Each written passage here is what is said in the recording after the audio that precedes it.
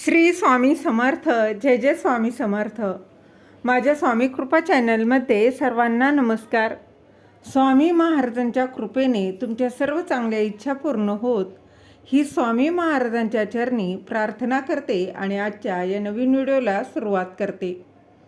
अक्षय तृतीयाचा दिवस हा 3.5 मुहूर्तांपैकी एक मानला जातो.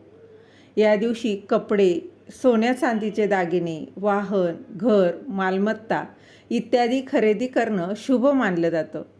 शिवाय या दिवशी धार्मिक कार्यासोबतच दान केल्यानं शुभ फळ मिळतं, तसेच संपत्तीत वाढ होते असं मानलं जातं.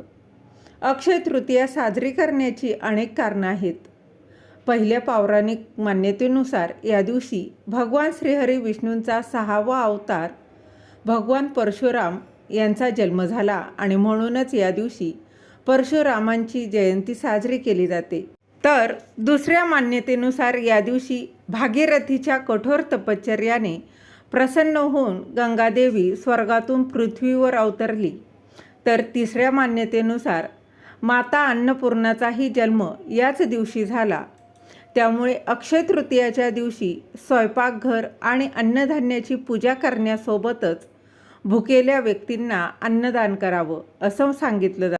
याही व्यतिरिक्त महर्षी वेदव्यास यांनी अक्षय तृतीयेच्या मुहूर्तावर महाभारताचं लेखन सुरू केलं आणि या ग्रंथात श्री भगवद्गीता देखील समाविष्ट आहे.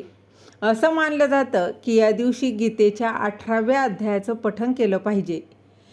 शिवाय महाभारतानुसार या दिवशी भगवान श्रीकृष्णानं पांडवांना त्यांच्या वनवासात अक्षय पात्र जे आहे तर ते दिलं, जे कधीच रिकामं होत नव्हतं आणि ज्यातूनच पांडवांना अन्न मिळत असे.